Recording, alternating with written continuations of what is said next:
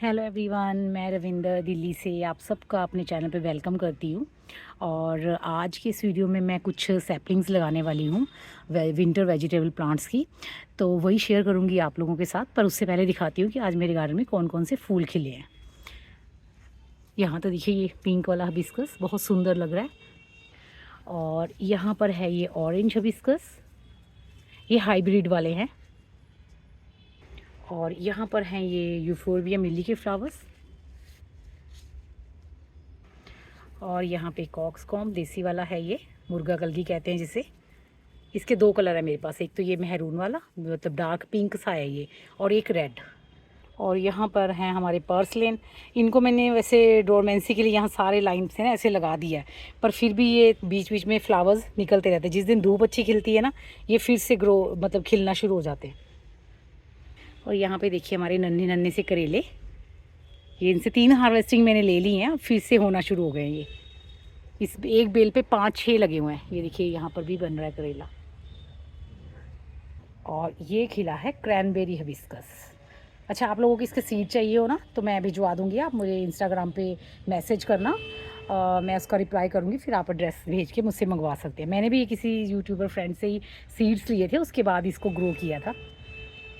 और यहाँ पर देखिए मेरे चेरी टमाटर के पौधे हैं, इन पे भी जो है फ्लावरिंग स्टार्ट हो गई है। चलिए अब काम की बात करते हैं। यहाँ पर देखिए मेरा एक ग्रो बैग है, इसको मैं आज भरने वाली हूँ और इसमें सैपलिंग्स लगाऊंगी। और कैसे भरती हूँ वो भी शेयर करूँगी। वैसे मैंने बहुत बार शेयर किया हुआ है, फिर भी मैं एक बार दोबारा से शेयर करूँगी, क्योंकि लगा रही हूँ तो फिर। और ये इसमें से जो पुरानी मिट्टी है वो मैंने निकाल ली है। अब इसको कैसे रिचार्ज करना है और कैसे अपने जो है नए प्लांट्स लगाने हैं वो बताऊँगी। पहले इस सारी मिट्टी को हम खोल लेंगे और उसके बाद इसमें जो भी ज़रूरी न्यूट्रिशन है ना वो मिलाएंगे। पर उससे पहले हम इस ग्रो बैग को आधा फिल करेंगे, क्योंकि ये मिट्टी देखिए यहाँ तक थी, आधी मिट्टी नीचे बैठ गई हुई थी, क्योंकि मैं पहले भी ना वेस्ट भरती हूँ। तो अब हमें पहले आधा भरना है, उसके बाद हम इसको पूरा फिल करेंगे। और ये ग्रो बैग है जो 15 बाय 15 का एक ग्रो बैग है। इसमें जैसे 2 शिमला मिर्च के पौधे लगा सकते हो, 4 मटर के पौधे लगा सकते हो, और 4 से 6 जो है फ्रेंच बीन्स के लगा सकते हो, 2 टमाटर के लगा सकते हो, 2 गोभी के लगा सकते हो, ऐसे। तो कोई भी आप विंटर वेजिटेबल प्लांट्स ना लगा सकते हो इन ग्रो बैग्स में। तो देखिए पहले मैं कैसे भरती हूँ, चलिए फिर स्टार्ट करते हैं वीडियो को। सबसे पहले तो देखिए जो भी ऐसे हमारे पास वेस्ट होता है ना वो हम डाल देते हैं। मेरे पास यहाँ पे ये भुट्टों के छिलके हैं, वो सब मैं डाल दूँगी। कुछ ऐसे पत्ते वगैरह जो हम निकालते हैं अपने गार्डन से वो हैं, ये डालेंगे। उसके बाद और गार्डन का बहुत सारा वेस्ट जो झाड़ू लगा के निकलता है ना, सूखे पत्ते टहनियाँ या कटिंग करके निकलता है, वो डालेंगे इसमें। मैं जब भी सफाई करती हूँ या कटिंग वगैरह करती हूँ तो सब ऐसे बोरी में भर के रख लेती हूँ। ये देखिए वॉन्डरिंग जू ना बरसातों में बहुत ज़्यादा फैल जाती है, तो वो सब की मैंने कटिंग की थी, वो अब सब मैंने इसमें नीचे डाल दूँगी। देखिए काफ़ी सारे हमारा ग्रो बैग फिल होना शुरू हो गया ना। अब हम इसके ऊपर डालेंगे थोड़ी सी मिट्टी। ये क्या चीज़ पड़ी है, ये भी टर्टल वाइन वगैरह के पौधे हैं, पर अभी ये निकले नहीं है इनसे से।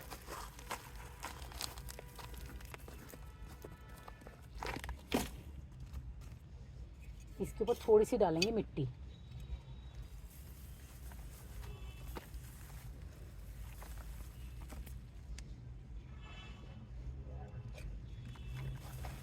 बीच बीच में मिट्टी डालेंगे बस थोड़ी थोड़ी, ज़्यादा नहीं। उसके बाद आप यहाँ पे सूखे गत्ते के टुकड़े, कुछ भी जो भी आपके पास ऐसा डिकम्पोज होने वाला चीज़ मटेरियल है ना वो डाल सकते हो आप। अंडे के ट्रे डाल सकते हो, छोटे छोटे टुकड़े करके वो डाल दीजिए। जैसे ये देखिए, ये हम कुछ ऑनलाइन ऑर्डर मंगवाते हैं तो उसमें आते हैं गत्ते के टुकड़े, गत्ते के पीसेस, तो ऐसे। पर इनके ऊपर ना अपने कोई भी प्लास्टिक की अगर टेप वगैरह लगी है तो उसको निकाल दीजिए बस। ये बहुत ही अच्छा कार्बन का सोर्स होता है और सूखे पत्तों की जगह पे भी आप इसे यूज़ कर सकते हो। बस ऐसे फैलाते जाइए और थोड़ी सी मिट्टी डाल के और ऊपर से भरते जाइए, क्योंकि मिट्टी बहुत ज़रूरी होती है डिकम्पोज करने के लिए किसी भी चीज़ को, क्योंकि मिट्टी में ही ऐसे माइक्रोब्स होते हैं जो जल्दी चीज़ों को डिकम्पोज करते हैं।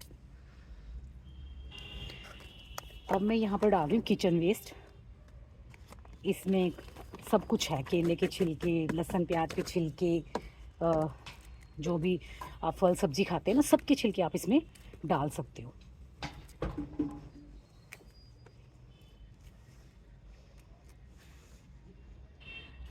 और ये है सूखी हुई चाय पत्ती। जैसे हम यूज़ करते हैं ना चाय पत्ती को, उसको निचोड़ के 2-3 बार अच्छी तरह से पानी में से निकाल लें, ताकि उसमें जो भी दूध और चीनी है ना वो निकल जाए। वो डाल दीजिए, ऐसे 2 से देखिए 3 मुट्ठी मैंने डाल दी है। अब मैं इसमें फिर मिट्टी डालूँगी।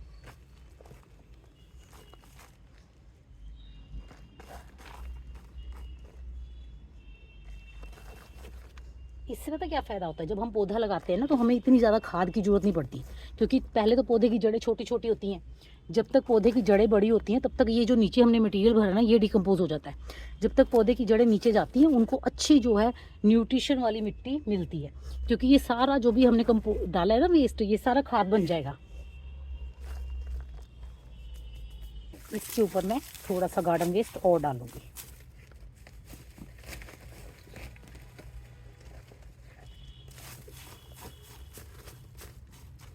ये देखिए, ये तो हाफ डिकम्पोज भी हो चुका है। बस देखिए आप, हमारा कितना सारा जो ग्रो बैग है वो भर चुका है, और इसको मैं से एक हाथ से उठा सकती हूँ।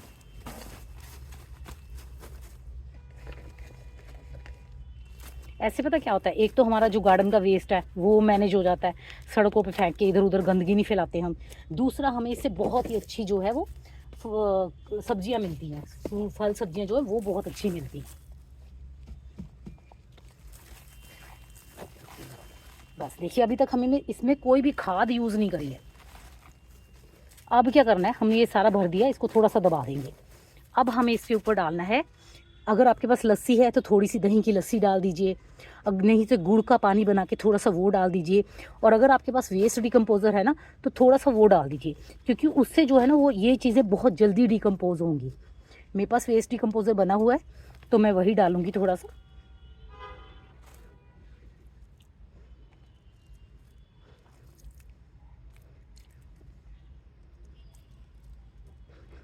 बस बहुत है। अब हम इसके ऊपर डालेंगे अपनी जो हम मिट्टी तैयार रेडी करेंगे वो। और मिट्टी कैसे रेडी करनी है, चलिए अब उस पर बात करते हैं। यहाँ देखिए, मैंने सारी मिट्टी को खोल लिया है। अब क्या करना है, हम इसमें सबसे पहले कंपोस्ट मिलानी है, ठीक है। अब देखिए, मेरे पास ना घर में किचन वेस्ट से बनी हुई कंपोस्ट भी है, पर क्या है कि वो सबके पास नहीं होती, तो इसलिए मैं वैसे बता रही हूँ। जैसे कि आप मार्केट से, नर्सरी से लेके आते हैं, या फिर गोबर की खाद, या फिर वर्मी कंपोस्ट, या पत्तों की खाद, तो उसके हिसाब से। मास्क लगाया, सांस चढ़ रही है मुझे, और बिना मास्क के काम नहीं हो सकता, इसलिए मास्क लगाना ज़रूरी है।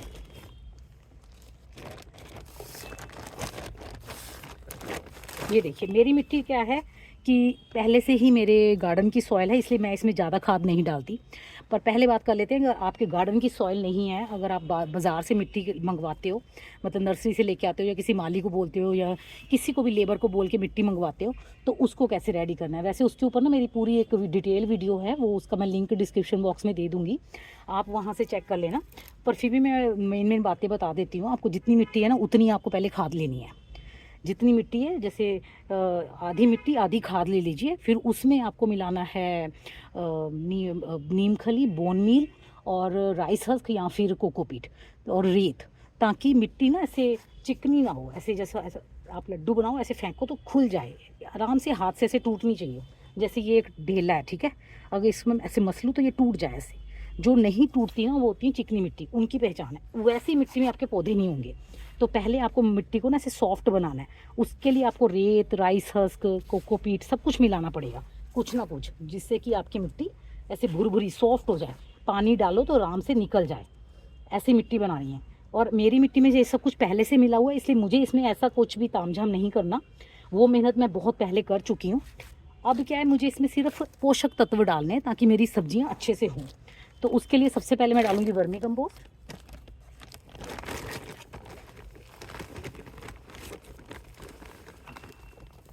ज़्यादा नहीं डालूँगी, देखिए आइडिया से थोड़ी सी डाल ली है मैंने, क्योंकि मेरी मिट्टी ना ऑलरेडी जो है वो खाद वाली होती है, क्योंकि इसमें हम नीचे जो भी चीज़ें भरी थी वो डिकम्पोज हो चुकी हैं और वो इसमें अब मिल चुकी है। उसके बाद एक गमले के हिसाब से बता रही हूँ, ये देखिए, ये यूज़ कर रही हूँ बोन मील। अगर आप बोन मील यूज़ नहीं कर सकते तो आप जिप्सम या रॉक फॉस्फेट कुछ भी यूज़ कर सकते हैं। 1 मुट्ठी, उसके बाद 2 मुट्ठी, 2 मुट्ठी मैंने डाल दी है बोन में। उसके बाद मैं यूज़ करूँगी नीम केक पाउडर। ये देखिए, ये नीम केक है, नीम की खल जिसे कहते हैं। ये देखिए, ये भी 2 मुट्ठी डाल दूँगी क्योंकि ग्रो बैग काफ़ी बड़ा है। वैसे 10 से 12 इंच के गमले में 1 मुट्ठी ही डलती है। उसके बाद मैं थोड़ी सी डालूँगी ट्राइकोडर्मा। ये एक तरह से अच्छी फंगस होती है जो जाके मल्टीप्लाई हो जाती है मिट्टी में, और जो बुरी फंगस होती है ना उसको खा लेती है। और थोड़ी सी डाल दूँगी हल्दी। हल्दी भी हमारे पौधों को जो चींटियाँ लग जाती हैं जड़ों में या कोई कीड़े मकोड़े लगते हैं तो उनसे बचाते हैं। तो 1 चम्मच के करीब मैंने ऐसे डाल दिए भर के हल्दी। बाकी और भी बहुत कुछ डाल सकते हो आप, प्रोम फर्टिलाइज़र डाल सकते हो, सीवीड डाल सकते हो, और क्या होता है, माइक्रोराइज़र डाल सकते हो, काफ़ी कुछ डाल सकते हो। पर मैंने आपको बिल्कुल सिंपल तरीके से बताया मिट्टी ना, जो ईज़िली चीज़ें मिल जाती हैं और आप उनको ईज़िली यूज़ कर सकते हो।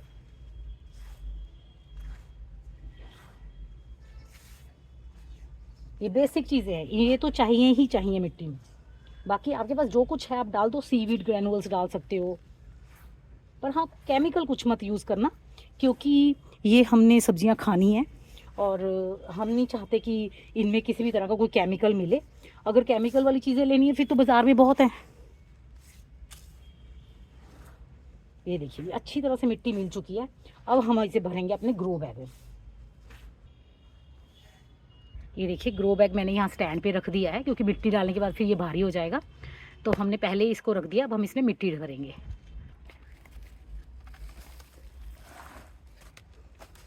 मैं सारी मिट्टी पहले भर लूँ फिर आपको दिखाती हूँ। ये देखिए, पूरा ग्रो बैग मैंने फिल कर लिया है, थोड़ा सा रह गया है। इसको हम बार बार मिट्टी जब चढ़ाते हैं पौधों के ऊपर तनों के साथ साथ, तो उसमें काम आएगा। तो हम इसको भरेंगे तब जब हम मिट्टी चढ़ा करेंगे, इसमें खाद डालेंगे। जैसे अभी तो हमने सारी खाद डाल ली है, अब हमें 15 से 20 दिन इसमें कुछ करने की ज़रूरत नहीं है। उसके बाद 15-20 दिन के बाद हम इसको फिर दोबारा से रूट फिलिंग करेंगे, तब ये गमला और बढ़ेगा, ग्रो बैग और भर जाएगा। अब जैसे ये मिट्टी रेडी हो गई है तो मुझे इसमें लगाने थे पौधे, तो अब मैं देखती हूँ कौन से पौधे लगाती हूँ, वो बताती हूँ आपको। ये देखिए, ये मेरे पास जो हैं वो 4 शिमला मिर्च के पौधे हैं। मैं चाहूँ तो 2 इस ग्रो बैग में लगा सकती हूँ, बट इनको मैं अभी साइड पे रखूँगी, बाद में बनाती हूँ इनके लिए मिट्टी, तो फिर इनको लगाऊंगी। और अभी जो इसमें लगाने वाली हूँ वो मैं दिखाती हूँ आपको। वो है ये, एक्चुअली मैंने ये मटर अंकुरित होने के लिए रखे थे, बट मैं इसको रख के बिल्कुल भूल गई। ये 1 हफ्ते से ऐसे ही पड़े हैं, 7 दिन होने वाले हैं इनको। और ये देखिए अंदर हुआ क्या है कि अंकुरित होने के साथ साथ वो पूरी तरह से जो है उन्होंने पत्ते भी निकाल दिए हैं। और अब इनको अगर मैंने ट्रांसप्लांट नहीं किया तो ये ख़राब हो जाएंगे। तो सबसे पहले मैं इनको कर देती हूँ, बिल्कुल रूट्स भी इनकी उलझ गई हैं। देखिए, कुछ समझ नहीं आ रहा कैसे निकालूँ, जबकि हमें ना जब मटर में से सिर्फ रूट निकल जाए, हल्का सा एक अंकुर निकले, तभी लगाना होता है मिट्टी में। और ये तो देखिए पूरे पूरे मतलब डेवलप ही हो गए हैं। अब मैं सारे लगा दूंगी, देखती हूँ कितने बचते हैं। जितने बचेंगे ठीक है, बाकी ख़राब हो जाएंगे तो कोई बात नहीं। अब देखो, ये निकालते वक्त ही टूट रहा है। ये देखिए, ये ऐसे निकला पौधा, मटर तो निकल गया इसके साथ से। तो इनको लगाती हूँ एक ग्रो बैग में, काफ़ी सारे लगा जाऊँगी क्योंकि मेरे पास बहुत सारे हैं। जितने हो गए ठीक है, नहीं तो फिर हम दोबारा से मटर डालेंगे इनमें। तो यही लगाती हूँ आज। सारी रूट्स डिस्टर्ब हो गई इनकी अब, वरना ये रूट्स ना जाके मिट्टी में निकालते हैं। बस हम इनको भिगो के टावल में रख देते हैं, थोड़ा सा अंकुर निकलता है जैसे बाहर, वैसे ही हम मिट्टी में लगा देते हैं और जड़ें जो हैं ये जाके मिट्टी में निकालते हैं अपनी। अब हुआ क्या कि सारी जड़ें जो हैं वो टावल के अंदर घुस गई हैं, और जब मैं उसमें से निकाल रही हूँ, जैसे तो मैंने काफ़ी गीला किया हुआ है टावल को, पर मैं उसमें से निकाल रही हूँ तो रूट्स टूट रहे। देखिए, कुछ मैंने निकाले हैं पौधे, अब उनको लगाऊंगी। और मैंने वैसे तो 4 इंच के गैप पे लगाने होते, पर मैं ज़्यादा गैप पे लगा दूंगी क्योंकि ये काफ़ी डिस्टर्ब है, पता नहीं होंगे कि नहीं होंगे। मतलब गैप नहीं, ज़्यादा सारे लगा दूंगी एक ही उसमें। ये देखिए, जैसे ये निकाला, गड्ढा रखा और ऐसे रख के रूट्स को ऊपर मतलब अंदर और इसको बाहर अंकुरन करो। अगर सारे हो गए तो फिर इसमें से हम हेल्दी पौधे रख के बाकी के हटा देंगे, और अगर नहीं हुए तो फिर हम दोबारा और लगाएंगे। वैसे एक बार इनको ऐसा पानी देके जाऊंगी कि ये शौक में ना आए और हो जाएं सारे।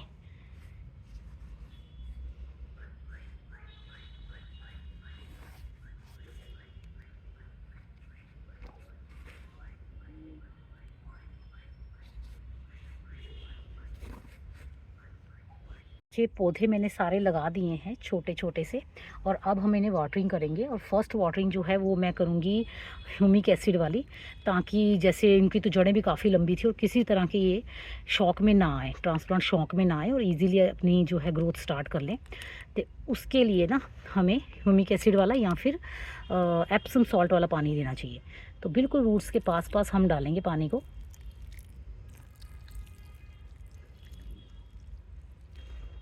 ज़्यादा पानी देने की ज़रूरत नहीं है क्योंकि रूट्स बहुत छोटी हैं, अभी नीचे तो जाएंगी नहीं। तो इतना ही पानी दीजिए कि ऊपर की 3 से 4 इंच की मिट्टी गीली हो जाए बस।